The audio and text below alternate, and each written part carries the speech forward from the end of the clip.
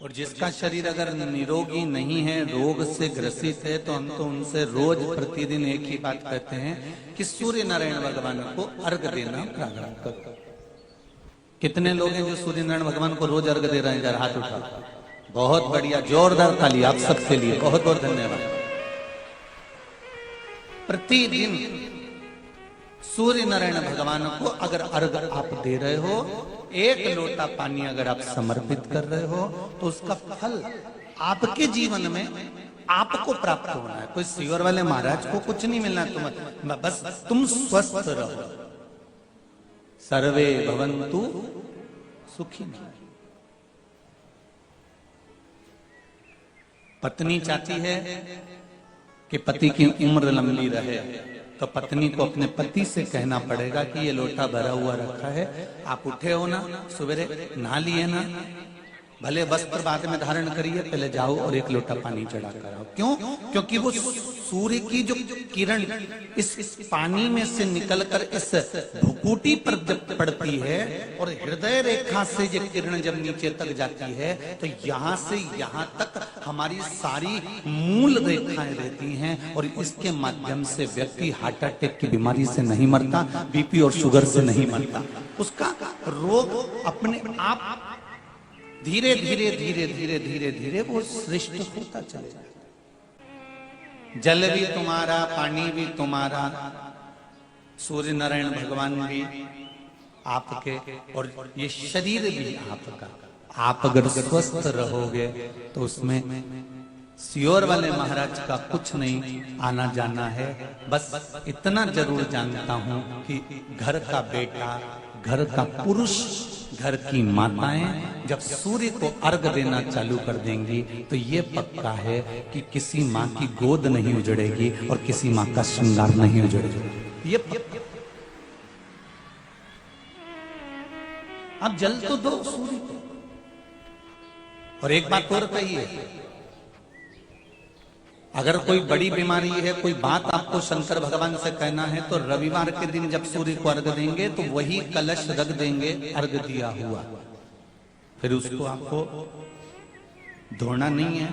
दूसरे दिन सोमवार का दिन पड़ेगा, फिर जल भर लो उसी कलश में, सूर्य नारायण को अर्घ देकर वही कलश से वापिस जल भरकर शंकर जी के मंदिर में ले जाकर जल को चढ़ाना प्रारंभ कर दीजिए। आपको स्वयं बड़ी रोग, बड़ी बीमारी में भी आराम लगना प्रारंभ हो जाएगा। आप कहो उसको।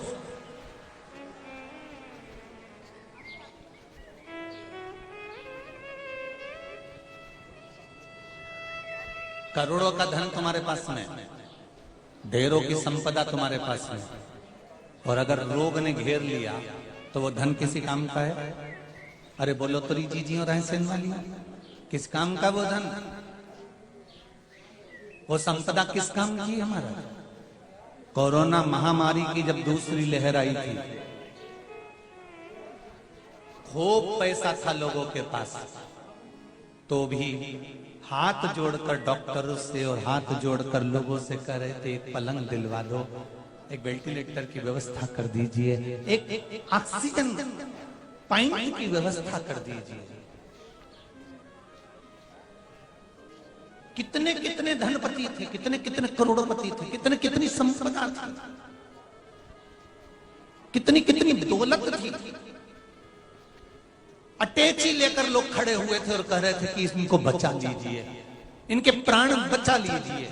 जवान की जवान, युवान की युवान, जिनकी उम्र भी नहीं हुई थी, ऐसे ऐसे लोग उस कोरोना महामारी में चले गए। पैसा कोई काम नहीं आया, वो सब अलमारी में धरा की धरा रह गया, बैंक में पड़ा की पड़ा रह गया, एक से बढ़कर एक कपड़े अलमारी में जमे की जमे रह गए, सारी रकम पड़ी की पड़ी रह गई, दुकान सजी की सजी रह गई, सारा फर्नीचर बना की बना रह गया, वो जीव चला गया।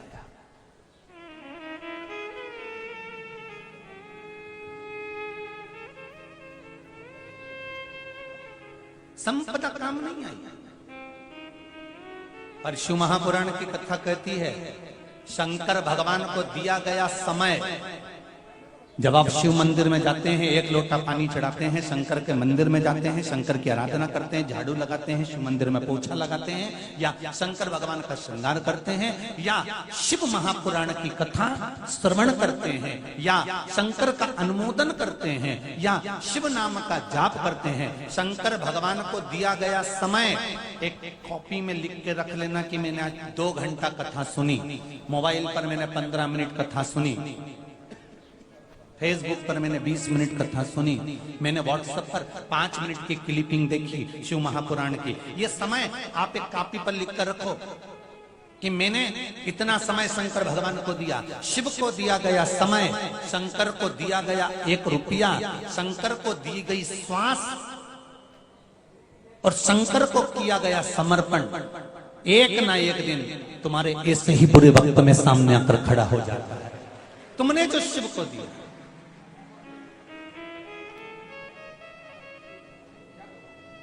गाय का दूध नाक से, आंख से या कान से नहीं निकाल सकते, उसी तरह परमात्मा को प्रकट करने का, परमात्मा को प्राप्त करने का, परमात्मा को ढूंढने का, परमात्मा को पाने का एक स्थान हमारे संतों ने, हमारे साधुओं ने, हमारे गुरुओं ने, हमारे वेद व्यास जी महाराज ने हमारी पुराणों में वर्णन कर दिया कि जो संत स्वयं राम जी महाराज माता शबरी जी से कहते हैं कि प्रथम संग, आप प्रथम सत्संग, अगर प्रथम रूप में प्रथम भक्ति सत्संग का मूलता धारण करिए, आप सत्संग करिए,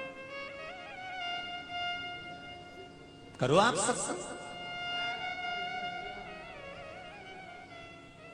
प्रथम भगति संतन कर संगा, दूसरी रति मम कथा प्रसंगा। पहले नंबर पर राम जी कहते हैं शबरी अम्बा आप सत्संग करें।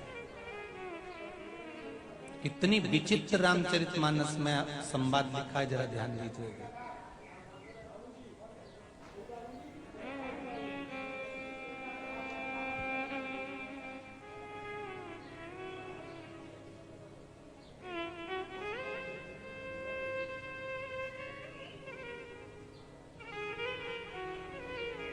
और क्यों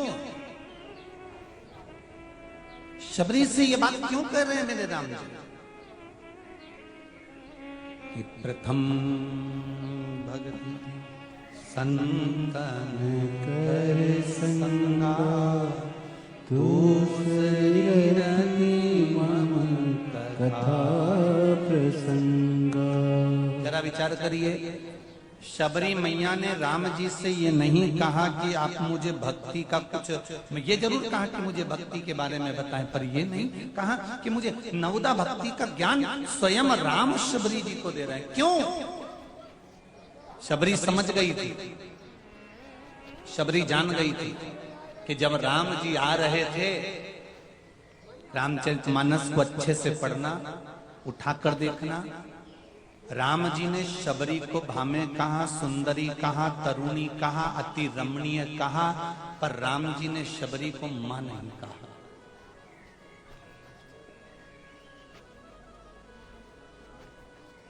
तरुणी कह रहे हैं, अति रमणीय कह रहे हैं, बड़ी सुंदर हो आप, क्योंकि भक्ति जिसके भीतर होती है वो सुंदर हो ही जाता है।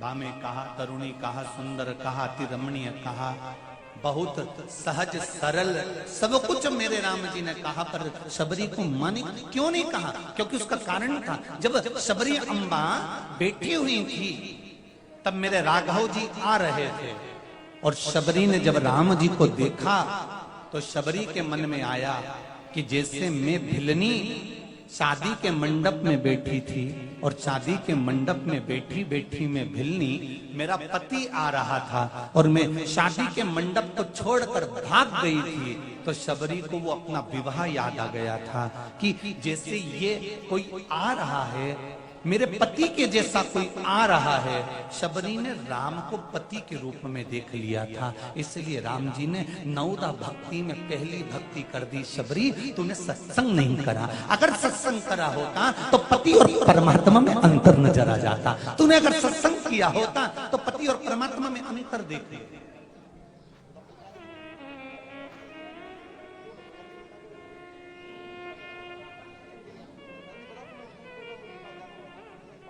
अब भगवान की कितनी जवाबदारी बढ़ गई कि इसने तो भगवान राम को पति के रूप में देख लिया, तो भगवान ने इसको नवोदावर्ती का ज्ञान दे दिया, और ज्ञान देने के बाद भगवान ने विचार कर लिया कि इसने पति के रूप में देखा है तो इसको मुझे पत्नी बनाना पड़ेगा। और कब बनाऊंगा? जब मेरा अगला अवतार होगा। और कृष्ण अवतार हुआ तो शबरी सत्यभामा बनी। जब कृष्ण अवतार हुआ तो शबरी सत्यभामा बनी, और सत्यभामा बनकर भगवान कृष्ण ने फिर स्वीकार किया। पर भगवान ने नवदा भक्ति में शबरी अम्बा को ये बता दिया कि प्रथम भगति संतन कर संगा, दूसरी रति मम कथा प्रसंगा। अगर शबरी अम्बा तुमने सत्संग किया होता और कथा सुनी होती, शिव महापुराण की कथा जो सुनता है, राम कथा जो सुनता है, भागवत कथा जो श्रवण करता है, उसको जीवन में किस तरह से परमात्मा का भजन करना है, पूजन करना है, अर्चना करना है, स्मरण करना है, यह हमारी पुराण, हमारा शास्त्र, हमारा वेद सिखा देता है।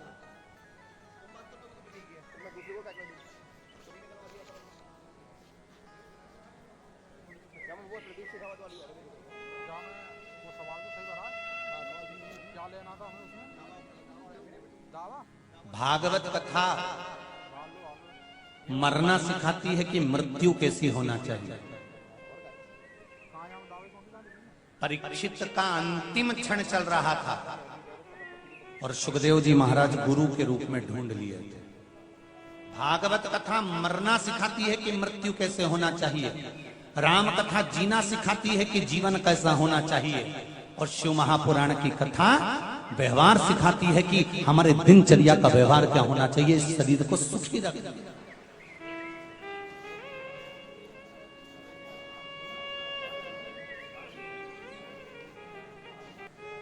तो एक के चेहरे पर अगर हंसी नहीं है, एक के चेहरे पर अगर मुस्कुराहट नहीं है, तो फिर जो परिवार में लोग रहते हैं उनको पूछना चाहिए ना कि इसको हुआ क्या है, तकलीफ क्या है, क्या हुआ। पर किसी को किसी से मतलब नहीं। रोटी खाई, अपने अपने कमरे में चले गए, सवेरे उठे, दुकान पे चले गए, नौकरी पे चले गए, सर्विस पे चले गए, शाम को आए, अपने बच्चों के साथ थोड़ी देर घूम फिर आए, फिर आ गए। पर परिवार का मतलब ये नहीं होता कि आप खुद अपनी अलमस्ती में रहो। परिवार का मतलब रहता है कि चार लोग अगर रह रहे हैं तो किसी के चेहरे पर रौनक खत्म नहीं होना चाहिए, उसके चेहरे पर प्रसन्नता बनी होना चाहिए। वो परिवार का मतलब है।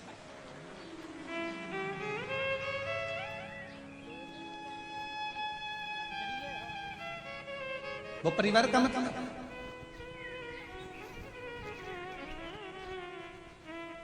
हम सब इकट्ठे शिव जी के पट्टे, अगर हम एक जगह पर इकट्ठे हुए हैं, हम यदि भगवान की भक्ति में एकाग्रित हुए हैं, हम भगवान के स्मरण में एकाग्रित हुए, हम भगवत पूजन में एकाग्रित हुए, हम भगवत नाम में एकाग्रित हुए, तो वहां हम सबके चेहरे पर प्रसन्नता हो।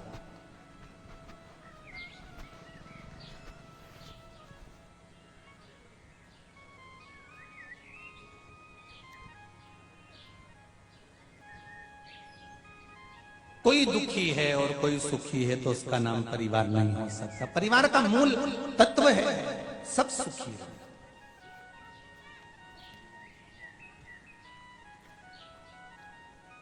पति, पत्नी, बच्चे। आज के समय में जो पति, पत्नी और बच्चे होते हैं ये सोचते हैं कि बस हमारा इतना ही परिवार।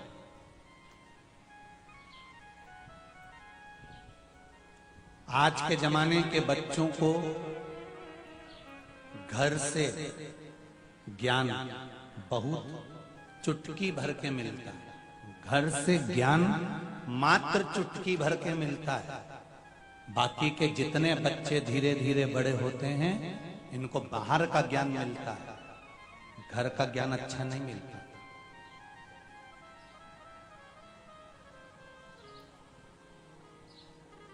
पहले की जो माताएं होती थी वो अपने बच्चों को ज्ञान प्रदान करती थी और इतना प्रबल ज्ञान देती थी कि बच्चों के चित्त और वृत्ति में वो बैठ जाता था।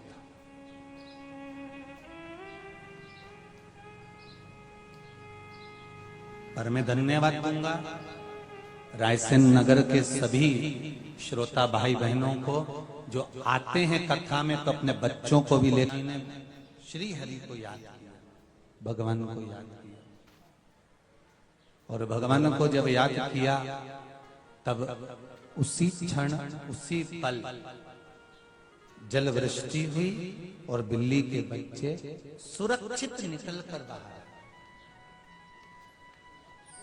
अब कथा देख लीजिए, गुरुकुल में ब्राह्मण के पुत्र भी पढ़ रहे हैं तो क्षत्रिय के पुत्र भी पढ़ रहे हैं, वैश्य के पुत्र भी पढ़ रहे हैं तो शूद्र का पुत्र भी पढ़ रहे हैं।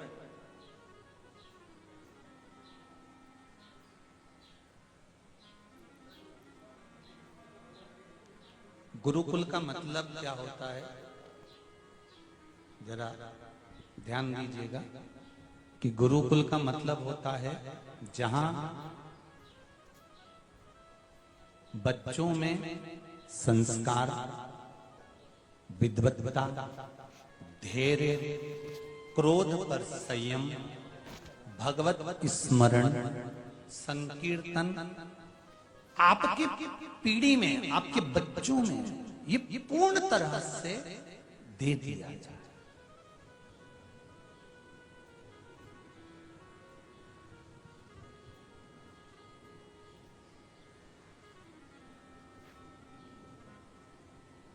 शिव महापुराण की कथा क्या है?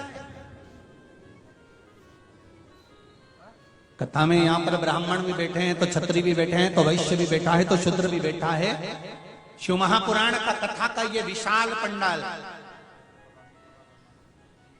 जहां पर लाखों लाख लोग इस दशहरा मैदान में रायसेन के कथा सुन रहे हैं, आस्था चैनल पर लोग कथा सुन रहे हैं, फेसबुक यूट्यूब पर आप कथा सुन रहे हो, ये कथा, ये शिव महापुराण का विशाल आयोजन जहां आप बैठकर भगवान की भक्ति में डूबे हुए हो, ये क्या है? शिव महापुराण की कथा कहती है ये किसी गुरुकुल से कम नहीं है, क्योंकि यहाँ सभ्यता, संस्कृति, संस्कार का एक आनंद समावेश।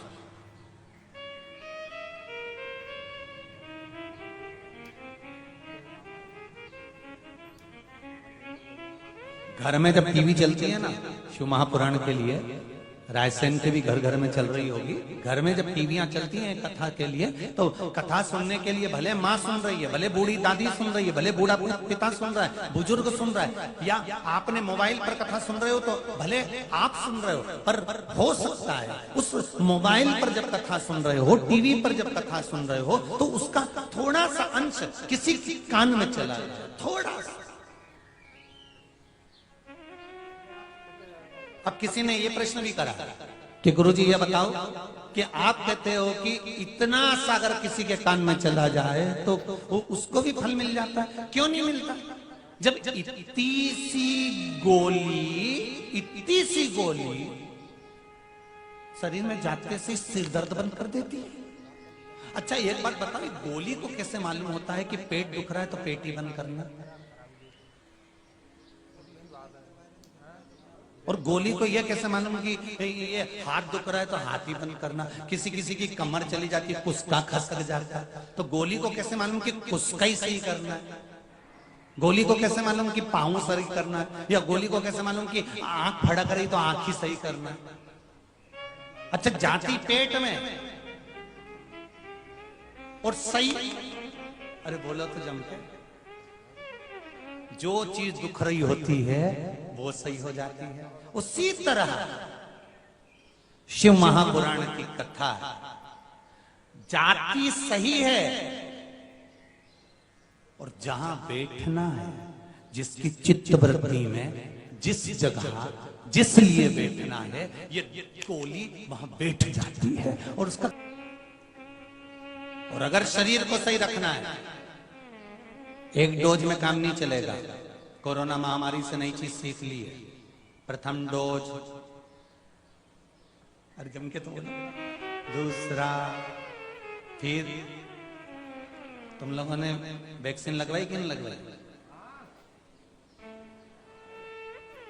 जरा हाथ तो उठा के बोलो सही है, लगवा ली पक्का?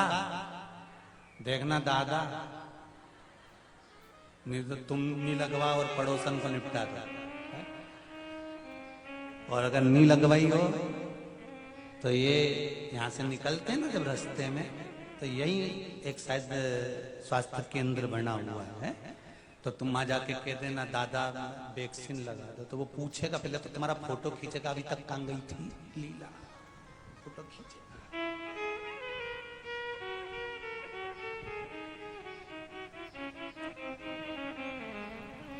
प्रथम डोज, दूसरा डोज, फिर उसका नाम क्या है? हाँ, बूस्टर डोज। बस उसी तरह शिव महापुराण की कथा है। एक बार अगर दिमाग में नी बैठे और तुम्हारा मन शंकर की पूजन में नी लगे, तो पहला डोज अगर असर नहीं करे तो दूसरा। रायसन वालों अच्छे से समझ जाना है डोज। एक डोज असर नहीं करे तो दूसरा, और दूसरा डोज असर नहीं करे तो फिर तीसरा, और 3 डोज में तो कोरोना चीन पहुंच जाएगा, ये पक्का है।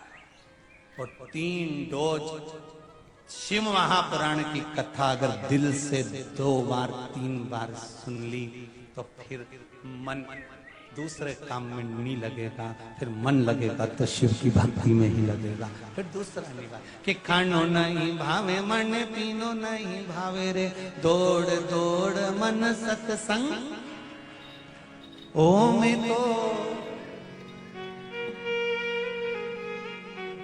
शिव की पुजारन ऐसी हो गई रे, सपनों में आवे महारा सावरिया। पहले कथा में हम थोड़ी थोड़ी देर में हर हर महादेव खिलवाते थे, थोड़ी थोड़ी देर में हम बोलते थे हर हर महादेव। तो जितने लोग वो मोबाइल पे कथा सुनते हैं ना, वो लोग उन्हें पत्र लिखकर भेजा कि गुरुजी आपसे निवेदन है कि आप बोलते हो कि जो हाथ उठा के हर हर महादेव नहीं बोले उसको उठा लीजिए भगवान। जब आप ऐसा बोलते हो ना तो हम गाड़ी चलाते रहते हैं, फिर हमको गाड़ी रोकना पड़ती है और दोनों हाथ उठा करके बोलना पड़ता है हर हर महादेव। तो तुम्हारे ये हर हर महादेव से हम बड़े परेशान हैं। फिर जब से बंद कर दिया कि तुम गाड़ी छोड़ के हर हर महादेव मत बोलो, तुम तो पूरी पूरी कथा सुनो। इसलिए कथा शुरू होती है तब हर हर महादेव बोलते हैं, और एंड होती है, विराम होता है तब बोलते हैं, जिससे तुम्हें गाड़ी चलाने में दिक्कत नहीं है, क्योंकि तुम्हारे हेडफोन लगा रहता है और तुम गाड़ी पे सुनते रहते हो शिव महापुराण की कथा, चलते चलते सुनते हो। और जैसे हमने बोला दीन बंधु दयालु दया कीजिए, जो दोनों हाथ उठा के हर हर महादेव नहीं बोले उसको उठा लीजिए, तो तुम्हें गाड़ी खड़ी करना पड़ता है कि भगवान उठा लिया तो अपन तो भैया गाड़ी खड़ी करो और दोनों हाथ से। तो शिव आराधना एक बार में काम नहीं चले, दूसरी बार सुनो, दूसरी बार में काम नहीं चले, तीसरी बार सुनो। पर शंकर की कथा प्रतिदिन अगर मौका मिल जाए तो रात्रि को नींद नहीं आए तो आधे घंटे चालू कर ऑनलाइन फिर श्रवण कर लीजिए, जीवन में उतार लीजिए। शिव तत्व हमारे भीतर होना चाहिए, शंकर तत्व हमारे भीतर होगा। पृथ्वी आकाश अग्नि वायु ये सारे तत्व जब हमारे भीतर समाहित हैं तो हम शिव से क्यों दूर हो जाए।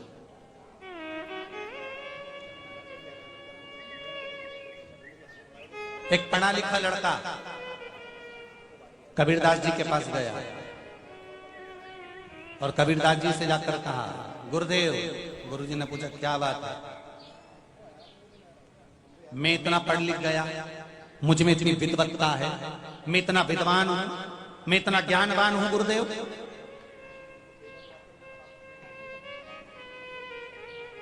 फिर मेरी मम्मी, मेरी माताजी, मेरे पिताजी सत्संग में जाने का क्यों बोलते हैं, प्रवचन में जाने का क्यों बोलते हैं, कथा में जाने का क्यों बोलते हैं? कबीरदास जी ने कोई जवाब नहीं दिया, ये पूछता रहा, कोई जवाब कबीरदास जी ने नहीं दिया। कबीरदास जी थोड़ी देर बाद एक हथौड़ा उठाए, एक खूंटा लगा हुआ था, कबीरदास जी ने वो हथौड़ा उठा के खूंटे पे दे मारा। इसने फिर कहा, कोई जवाब नहीं दिया, उठ के चले गए। दूसरे दिन फिर आ गया, उसको लगा संत हैं, साधना में लगे होंगे, मौन व्रत होगा, इसलिए नहीं बोले होंगे। ये फिर आ गया सुबह से, गुरुदेव। कबीरदास जी चुप बैठे। मैं इतना पढ़ा लिखा, मैं इतना विद्वान, मैं इतना ज्ञानवान, मुझ में इतनी विद्वत्ता है, फिर सत्संग प्रवचन और कथा की क्या जरूरत है? कबीरदास जी ने फिर हथौड़ा उठाया, फिर खूंटे पे दे मारा। इसने सोचा गुरुजी कुछ बोलना नहीं चाहते, मौन व्रत है, वो वापिस चले गए। तीसरे दिन फिर अच्छा आया भी किसके पास से? कबीरदास जी के पास। तो कबीरदास कोई साधारण संत नहीं हमारा, उनके बराबर संत का भाव देखिए कितना प्रबल हो। कबीरदास जी बोल रहे हैं, ये दो मैंने चक्की को चलते हुए देखा है। तो गांव के लोगों ने पूछा, जिंदगी में कभी चक्की नहीं देखी? कबीरदास जी बोले, देखी तो बहुत थी, पर आज जैसी देखी वैसी नहीं देखी। कभी कभी ज्ञान प्राप्त करने का कोई मुहूर्त नहीं होता, कभी कभी ज्ञान अपने आप आ जाता है। तुम रोज चलती हुई चक्की देख रहे हो तो तुम्हें ज्ञान नहीं आया, और कबीरदास जी रोज देखते हो, आज ज्ञान प्राप्त हो गया। हो जाता है कभी कभी, अचानक ज्ञान प्राप्त हो जाता है।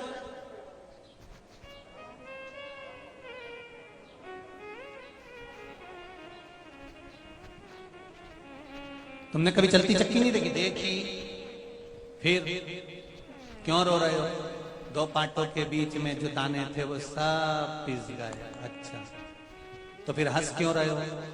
कबीरदास जी बोले, चलती चक्की लेख कर दिया कबीरा हंस, दो पाटन के बीच में दाने रह गए फंस। कबीरदास जी कह रहे हैं, मैं हंस इसलिए रहा हूं कि दो पाटों के बीच में कीला लगा है, उस कीले के पास में जो दाना जाता है वो फंस कर रह जाता है, फिर वो चक्की के पाट में पिसाता नहीं है। तो कबीरदास जी ने कहा, तो किसी ने पूछ लिया, कबीरा तुम रो क्यों रहे हो? संसार के दो पाटे हैं, परिवार, कुटुंब, कबीला, और ये संसार के पाटे में मनुष्य दाने के रूप में पिसाते चले जा रहा है, इसलिए रो रहा हूं। समय जाता जा रहा है इसलिए रो रहा हूं। तो हंस क्यों रहे हो? कबीरदास जी कहते हैं, संसार के पाटे के बीच में एक शिव महापुराण, राम कथा और भगवान की भजन रूपी एक कीला लगा हुआ है, जो कीले के पास चला जाता है वो पिसाता नहीं है। जो कीले के नजदीक पहुंच गया वो फंस कर रह गया, फिर वो पिसाएगा नहीं। उसी तरह जो सत्संग में पहुंच गया, भजन में पहुंच गया, कीर्तन में पहुंच गया, वो बच गया।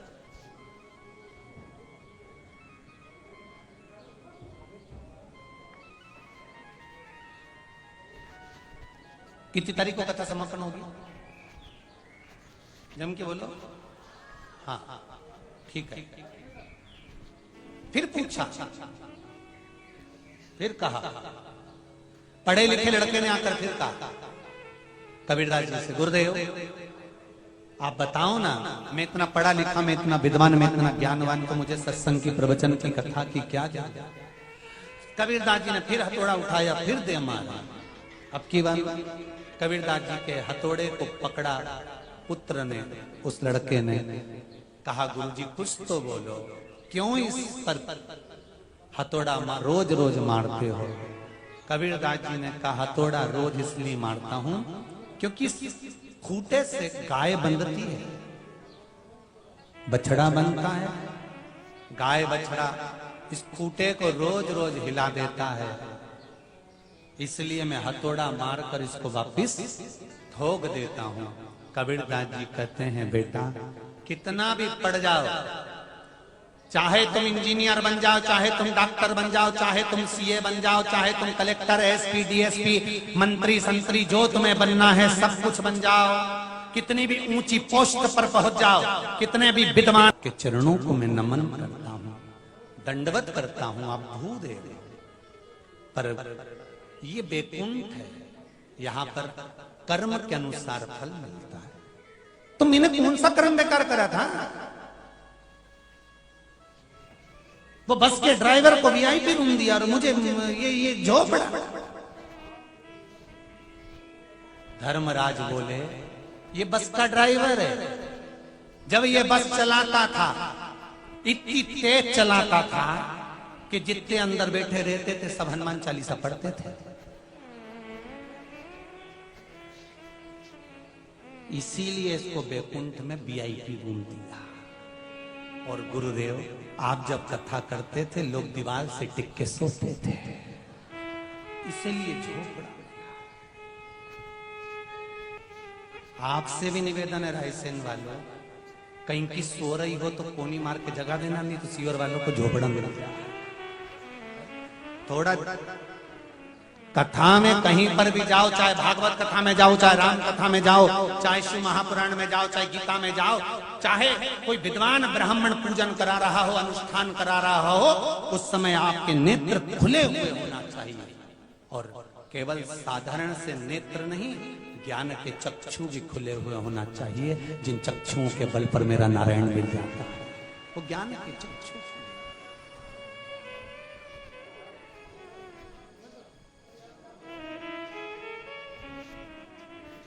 कीला इसलिए हथौड़े को मार रहे हैं, तो वो लड़का पूछ रहा है क्यों इसलिए मारा जा रहा है, क्योंकि ये गाय बैल इससे बंधते हैं, बछड़े बनते हैं, इस खूंटे को ढीला कर देते हैं, मैं हथौड़े से इसको फिर ठोक देता हूँ। उसी तरह तुम कितने भी पढ़ जाओ, कितने भी लिख जाओ, कितने भी विद्वान हो जाओ, चाहे तुम किसी की भी डिग्री लेकर आ जाओ, ये डिग्री तुम्हारी केवल भूलोक पर काम आएगी, मृत्यु लोक पर काम आएगी, वो डिग्री केवल तुम्हारी यही काम आएगी। पर ऊपर जो डिग्री काम आएगी, तो यहाँ कबीरदास जी कहते हैं मैं कीले को बार बार ठोक रहा हूँ, उसका कारण है कि सत्संग में आने वाले को इसलिए ठोकता है, हृदय में कथा को इसलिए बिठा देता है कि तुम्हारी डिग्री यहां तक की है, बाकी की डिग्री ये वहां काम आने वाली है। सत्संग वहां काम आएगा, भजन वहां काम आएगा, कीर्तन वहां काम आएगा, स्मरण वहां काम आएगा। इसलिए शिव पुराण कहती है शंकर को दिया गया समय, शंकर को दिया गया धन, शंकर को दी गई श्वास, शंकर को दिया गया समर्पण। कहाँ काम आता है ये व्यक्ति को मालूम नहीं पड़ता। जब उसके जीवन में थोड़ा सा कष्ट आता है, दुख आती है, बीमारी आती है, तकलीफ पड़ जाती है, तब शिव का सत्संग जो तुमने किया है वो तुम्हारे सामने आकर खड़ा हो जाता है। वो सत्संग एक श्री शिवाय नमस्तुभ्यम, ये शिव कथा, ये शंकर का स्मरण। अब कहो तुम्हारा किया गया भजन, शंकर को दिया गया समय। फिर कहूंगा जितने लोग टीवी पर सुन रहे हो, मोबाइल पर सुन रहे हो, दिन में सुनते हो, चाहे रात में सुनते हो, चाहे रात्रि को ऑफिस से आने के बाद रात को सोते समय भले 5 मिनट सुनते हो, वो 5 मिनट भी तुम्हारा कहीं ना कहीं काम जरूर आ जाएगा और आपके जीवन को सार्थक बना जाएगा। आपका किया गया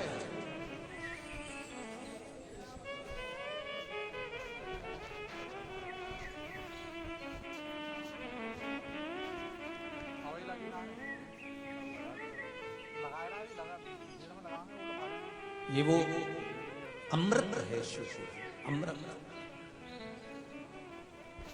देव सूर्य नारायण भगवान को अर्घ, सिर से थोड़ा ऊंचा 8 इंच जल समर्पित, शरीर सुखी।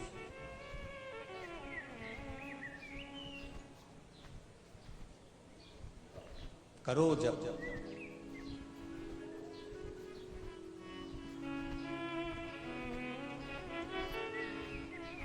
और जब शिव स्मरण में ये चित्त लग जाएगा, भजन में लग गया, फिर जीव भटकेगा, भटक नहीं सकता। जैसे बेलपत्री की मध्य पत्ती पर, बेलपत्री की बीच की पत्ती पर लगाया हुआ चंदन और पत्ती के 3 पत्तियों का जहां पर मिलन हुआ है, उस जगह पर लगाया हुआ शहद शिव को जब चढ़ाया जाता है तो वो भाग्य की बेकार रेखा को भी बदल देता है। वो साधारण नहीं है। कई माताओं की आदत होती है, जब शंकर भगवान को बेलपत्र चढ़ाती है तो उस बेलपत्र पर ओम लिख देती है, या चंदन लगा देती है, या बीच पत्ती पर थोड़ा सा कुछ भी लगाएगी, भले चावल का दाना लगाएगी, भले वो चंदन लगाएगी, भले वो अष्टगंध लगाएगी, गुलाल लगा देगी, अबीर लगा देगी, कुछ भी लगाकर उस जगह पर लगाकर फिर भगवान को चढ़ा।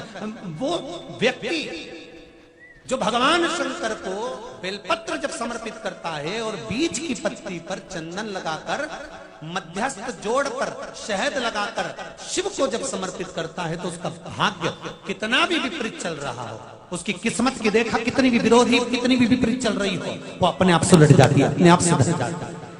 उसको सुधारने के लिए कोई दूसरा नहीं आता। आप अपनी किस्मत को संवार सकते हो, आप अपनी किस्मत को संवारने में देरी नहीं कर सकते, आप स्वयं संवार सकते।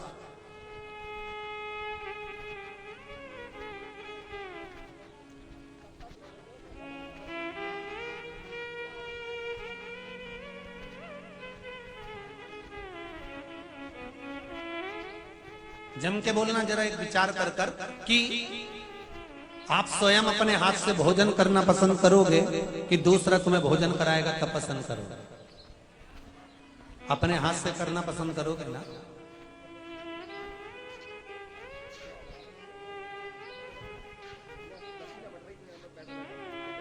दूसरा करे वो श्रेष्ठता नहीं कि हमारे लिए वो करेगा, नहीं, हमारे लिए हम खुद करेंगे।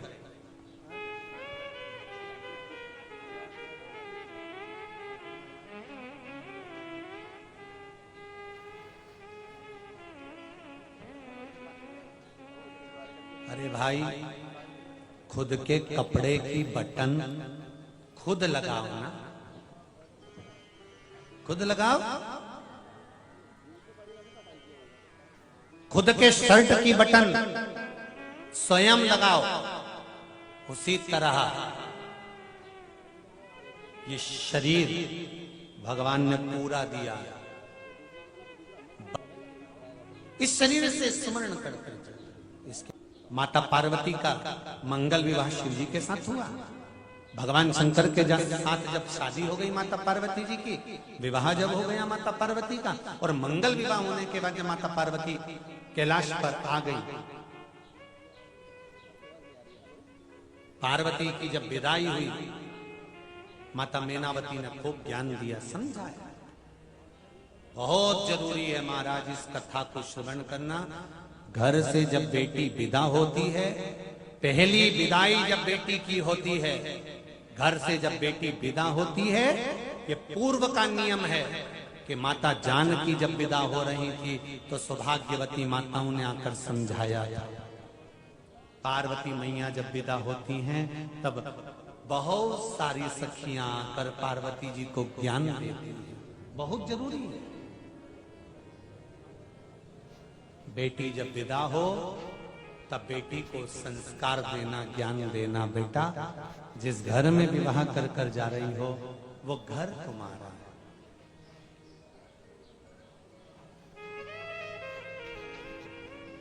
ओ बेटी, ससुराल में रही हो तो चांद बन के। बेटी को ज्ञान, बेटी जब विदा हो तब उसको ज्ञान दीजिए, जैसे ये दिया जा रहा है। ससुराल में चांद बन कर रहना, हीरे और पन्ने की, अरे बोलो बोलो, दुकान बन कर रहना। यहां ये नहीं बोला कि पान की दुकान बन के रहना। क्यों? पान की दुकान चारों तरफ से खुली होती है और हीरे और पन्ने की दुकान चारों तरफ से ढकी हुई होती है, इसलिए हीरे और पन्ने की दुकान बनकर रहे। ससुराल में बेटियां मर्यादा में रहें। सिर पे पल्लू डला हो, ये पल्लू नहीं है, सिर का पल्लू नहीं, ये हमारे पूर्वज कुल देवी देवताओं की जब तक पल्लू रहता है तब तक उनकी छत्र छाया बनी रहती है। हीरा और पन्ना की दुकान है बेटे। पर आज के जमाने में उल्टा है। शादी होती है जब पल्लू यहां रहता है, 6 महीने बाद, 9 महीने बाद, 11वें महीना उसके बाद भी बोलूं। और 1 साल शादी का पूरा होता है यहाँ। अब घर में जो बुजुर्ग महिलाएं होती है ना, बुजुर्ग माताएं होती हैं, वो पल्लू ले लेती है, पर जगदम्बा इसको पल्लू लेने में ना जाने क्या होता। और फिर ये पल्लू कब रहती है? जब घर में कोई बुढ़ा बुढ़ी मरे ना, जब डोकरा डोकरी मरे न, कहीं बब्बा ने अम्मा गई, तब ये तब पल्लू, फिर इतना सारा पल्लू करे। और फिर जब रोए ऐसी धाड़ धाड़ के रोए कि लोगों को भी दर्द आए रे, कैसी रो रही बेचारी, कैसी रो। भगवान कितना दुख, कितनी प्रेम करते थे डोकरी से, अम्मा मर गई, कितनी रो रही है, और ऐसी धाड़ धाड़ के रो रही। पर घूंघट उठा के तो देखो, आंख में आंसू नहीं आई, जब जबरदस्ती चिल्ला रही अल्ला रही है तो फालतू की बात, रो रही रो रही रो रही। जब अम्मा मरी तो सबसे पहले फाड़ फाड़ के आंख यही देख रही थी क्या क्या पहन के मरी। और पति से कह रही कान में, कान में। फिर पति बोला क्या करूं? तो इतने में इसने सोचा तुमसे कभी जिंदगी में कुछ नहीं बन सकता, तुम हटो पीछे। और ये बैठ गई डोकरी के पास में, और इतना घूंघट करके और डोकरिया से ऐसी गले मिलके रोई, पल्लू डाल के, और धीरे से कान की मुर्गी को दांत से कतर ली, और कान की मुर्गी दांत से कतर के मुंडा में भर के देवरानी से बोली मैं अभी आई, घबराहट हो रही।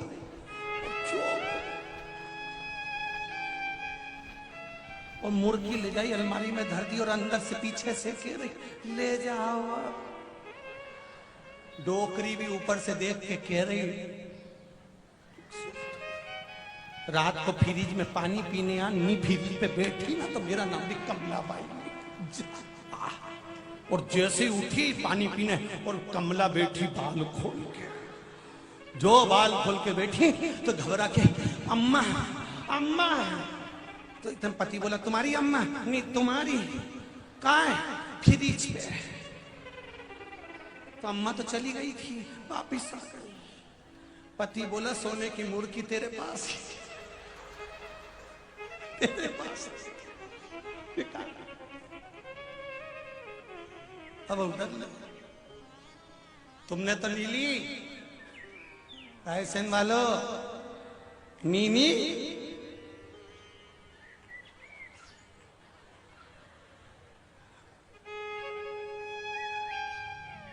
हरी बेटी ससुराल में रहियो तो चांद बन के, हीरा और पन्ना की दुकान बन के, बेटी ससुराल में रहियो तो चांद बन के। सास ससुर जब भोजन पहियो, नित्य नित्य भोजन करें। घर के बुजुर्ग जब भोजन करें, प्रेम से स्नेह से उनको भोजन करें। ये पुराने समय में लोग कहते थे कि घर के लोग जब भोजन कर लें तब तुम भोजन करना।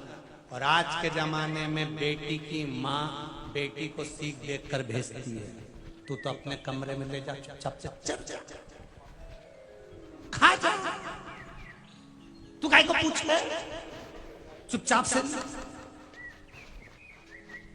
ले गए, खा गए। और पहले सीख देते थे कि घर में कोई भूखा ना रहे, सबको भोजन कराओ। कोई बाहर का भी आ जाए तो अतिथि देवो, कोई आया भोजन करो, भूखा मत भेजना। अन्न दान से बड़ा दुनिया में कोई दान नहीं है हमारा, जलदान से बड़ा दुनिया में कोई दान नहीं है। रायसेन के रोड पर, पूरी रोड पर कई दुकान वालों ने अपनी अपनी दुकान के सामने मटके रख दिए सबको पानी पीने के लिए। कितनी पब्लिक आ गई।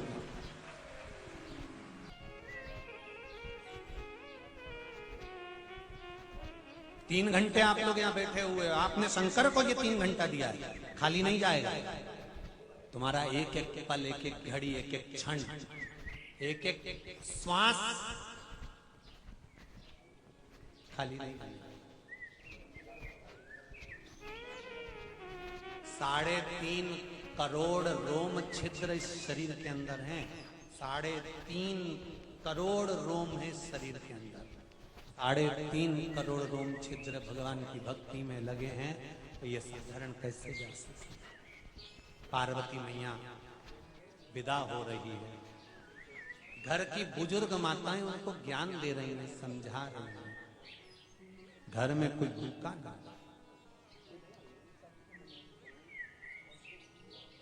सबका पेट भर गया। बेटी तू अन्नपूर्णा, बेटी तू लक्ष्मी।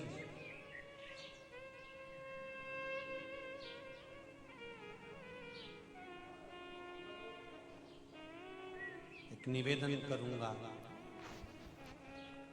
मायके से जो बेटी अपने ससुराल आती है,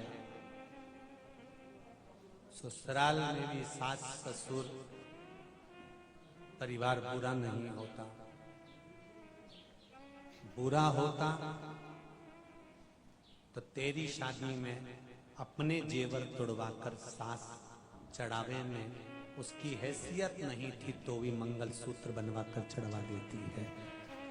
कोई साधारण नहीं, कोई सास ससुर परिवार बुरा नहीं होता, और ना बहू बुरी है, ना सास बुरी है, ना मायके वाले बुरे हैं, ना ससुराल वाले बुरे हैं।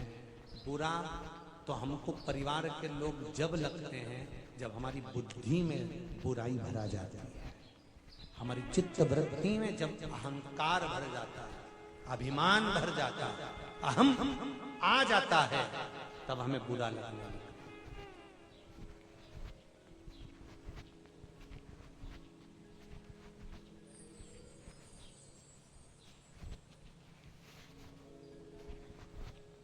कोई अच्छा, तुलसीदास जी ने रामचरितमानस की रचना करी तो सबसे पहले अपनी गलतियां लिखी। मैं कुछ नहीं जानता, मुझ में विद्वत्ता नहीं, मुझ में ज्ञान नहीं। तुलसीदास जी लिखते हैं मैं कुछ नहीं जानता, ये तो राम की कृपा से राम इस रामचरितमानस को लिखा रहे हैं, नहीं तो मेरी इस आयु में मैं कहां रामचरितमानस लिख सकता था। अहम से दूर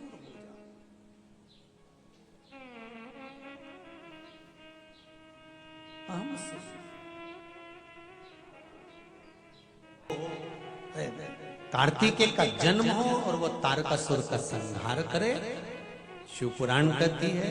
उसी तरह जब हम किसी मंत्र का जाप करते हैं, चाहे भागवत का मूल मंत्र हो, रामचरितमानस का मूल मंत्र हो, शिव महापुराण का मूल मंत्र हो, जिस मंत्र का हम जाप करते हैं उस मंत्र के बल से हमारे भीतर का जो तारकासुर है, अहंकार, काम, लोभ, आसक्ति, वासना, तृष्णा, ये सब समाप्त हो जाता है उसके जन्म से।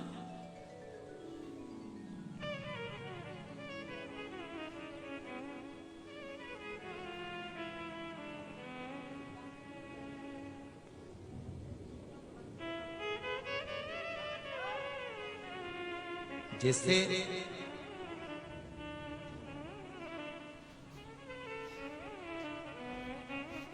धतूरा शंकर भगवान को चढ़ाने पर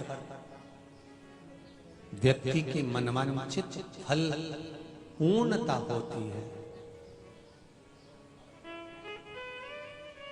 धतूरा चढ़ा देने के बाद कुछ चावल के दाने, अक्षत के दाने उस धतूरे पर छोड़ देने से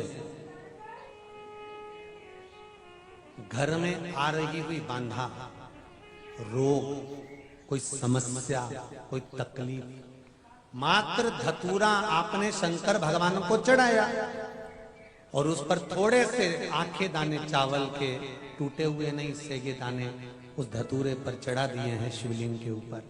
हमारे घर में आने वाली बाधाएं, रोग, तकलीफ, दुख घर से कोसों दूर हो जाता है, घर तक नहीं।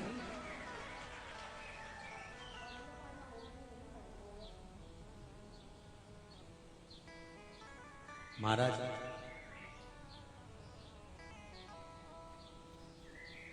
राहु जिसने मंथन के समय पर अमृत पी लिया था, शीश कट्टा राहु बन गया, धड़ केतु हो गया। एक दिन राहु की पत्नी सिम्मी देवी ने, राहु की धर्म पत्नी सिम्मी देवी ने एक दिन राहु से प्रश्न किया। बड़ा सुंदर संवाद है, ध्यान दीजिएगा शिव महापुराण के इस पावन संवाद।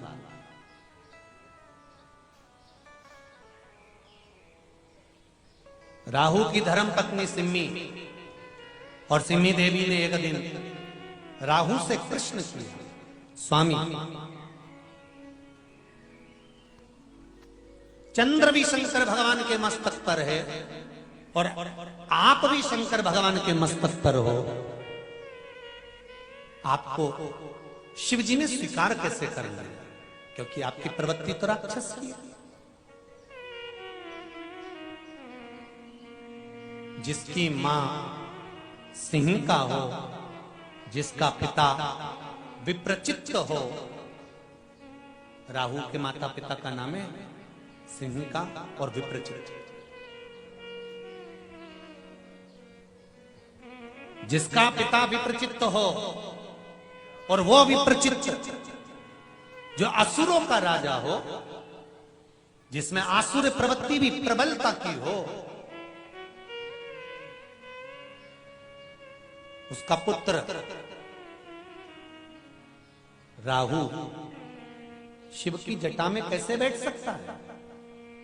तुम पत्नी और बच्चे नहीं भोगते, भोगना तुम्हें पड़ता। ये इनने बच्चा कभी अपने माँ बाप से नहीं कहता कि पापा मेरी पढ़ाई के लिए तुम चोरी करना या छल करना या बेईमानी करना या कपट करना। पत्नी कभी अपने पति से नहीं कहती कि तुम चोरी करके लाओ, छल कर लाओ, बेईमानी करके लाओ, कपट करके लाओ। वो नहीं चाहती कि मेरा पत्नी चोर बने, वो नहीं चाहती कि मेरा पति कपटी बने, बेईमान बने। वो कभी नहीं कहती कि तुम चोरी करो। तूने अपनी मर्जी से चोरी करी, अपनी मर्जी से छल करा, अपनी मर्जी से प्रपंच करा, अपनी मर्जी से बेईमानी करी, तो भोग तुझे ही पड़ना पड़ेगा, कोई दूसरा नहीं भोगेगा। इसलिए पत्नी का फर्ज है, और पत्नी का नहीं, धर्म पत्नी का फर्ज है। पत्नी तो पति को पतन के रास्ते ले जाती है, पत्नी तो पति को सिनेमा घर ले जाती है, पत्नी पति को मायके ले जाती है। केवल धर्म पत्नी ही एक ऐसी होती है जो पति को शिव महापुराण तक लाती है। तो यह फर्ज धर्म पत्नी का। धर्म पत्नी को चाहिए कि अपने पति से कहे, जितना कमा रहे हो दुकान पर बैठकर कहीं सत्कर्म करने का मौका मिल जाए, कहीं दान करने का मौका मिल जाए, कहीं राष्ट्र हित में, सनातन हित में, धर्म हित में कहीं थोड़ा सा मौका मिल जाए तो तुम्हारी कमाई का एक अंश उसमें लगा देना। तुम्हारे हाथों से कर कर चलो, ऊपर जवाब तुम्हें देना। जवाब देने के लिए हम नहीं आएंगे, जवाब तुम्हें देना। सिम्मी देवी ने प्रश्न कर दिया राहु से। राहु की पत्नी सिम्मी देवी बड़ी चतुर थी, बड़ी विद्वान थी।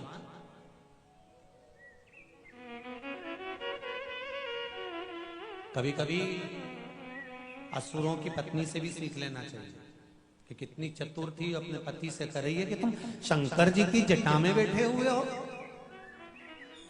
शिव की जटा में।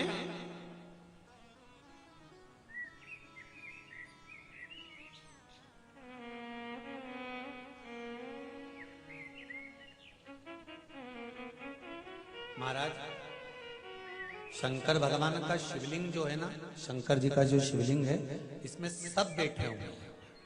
सारे तीर्थ शिव की जटा में कैसे पहुंचे?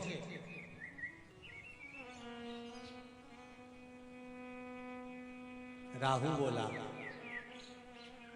चंद्र ने भरी सभा में बैठकर कह दिया भगवान विष्णु से कि ये राहु है। मैंने तो केवल अमृत मुख में लिया था। मैंने तो अमृत केवल मुख में लिया।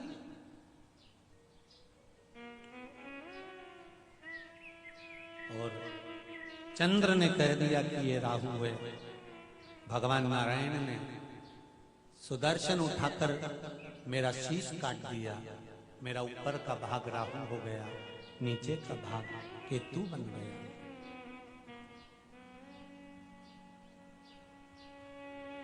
स्वामी, पत्नी पूछ रही है, मैं ये पूछना चाहती हूं कि आप शंकर की जटा में कैसे पहुंच गए?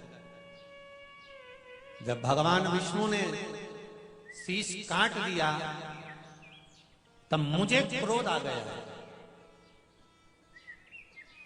और क्रोध आया तब मैं गुस्से में आकर, क्रोध में आकर चंद्र को मारने के लिए, चंद्र को खाने के लिए, निगलने के लिए चला। आप जब कुछ बोलते हो ना, आप जब कुछ करना चाहते हो, बोलना चाहते हो, और आपकी बात को कोई काट दे तो आपको क्रोध आ जाता है।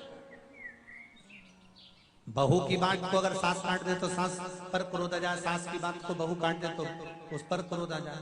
बच्चे लोग आपकी बात को काट देते हैं तो आपको क्रोध आ जाता है। पर शिव महापुराण की कथा कहती है, अगर किसी ने आपकी बात को काटा है तो थोड़ी देर मौन होइए, रुकिए, संभलिए, इसके बाद में फिर बोलना प्रारंभ करिए। हो सकता है भगवान कुछ प्रेरणा दे रहा हो और कह रहा हो कि कुछ देर के लिए मौन होना ही श्रेष्ठ है। भगवान प्रेरणा दे।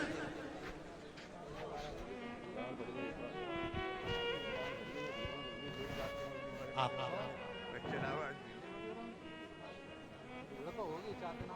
मैं चंद्र को ढूंढने के लिए गया।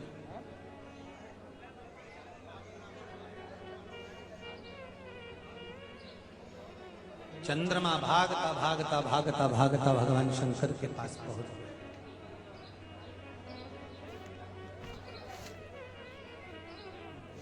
बहुत ध्यान दीजिएगा कथा पर।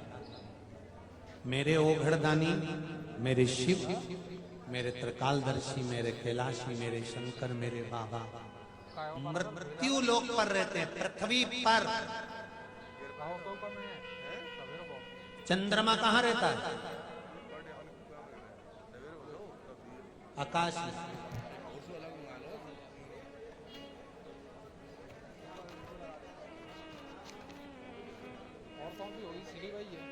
जब जब चंद्रमा पर भी ग्रास आता है तब चंद्रमा दौड़कर पृथ्वी की छांव में आ जाता है और भगवान शंकर से निवेदन करता है कि आप मुझे बचाइए। अब मुझे तकलीफ है, कष्ट है, मुझे ये दुख आन पड़ा है। चंद्रमा भी कहता है भगवान शिव से कि अब मुझे बचाइए। चंद्रमा को जब शरीर में रोग हुआ तब शिव की शरणागति गए। चंद्रमा का जब राज गया तो शिव की शरणागति गए। इंद्र का राज्य गया तो शिव की शरणागति गए। कुबेर का राज्य गया तो शिव की शरणागति गए। माता सीता का हरण हो गया तो राम शिव की शरणागति गए। भगवान कृष्ण के यहाँ जब संतान नहीं हुई तब शिव की शरणागति गए।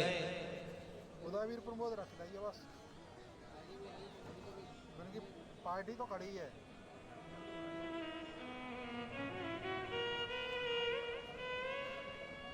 एक एक चरित्र कह रहा है कि शंकर की शरणागति के बिना देवता भी चढ़ाई नहीं कर पाता। शंकर की शरणागति के बिना देवता भी आगे नहीं बढ़ पाए। अब इतना इतना शास्त्रों में लिख दिया, उसके बाद भी लोग कहें कि शंकर की पूजन से क्या होता है, शंकर जी पे लोटा भर के दूध चढ़ाने से क्या होता है, शंकर भगवान को जल चढ़ाने से क्या होता है, शिव जी का नाम लेने से क्या होता है। जिनके मन में प्रश्न है उनसे एक निवेदन है, 15 दिन शिव महापुराण की कथा दिल से सुनो, उसके बाद शंकर जी के मंदिर जाना चालू करो। 1 महीने का प्रोसेस पूरा करिए। दूसरे महीने में जहां हमारी कथा वहां आकर बता देना कि जल चढ़ाने से क्या होता है।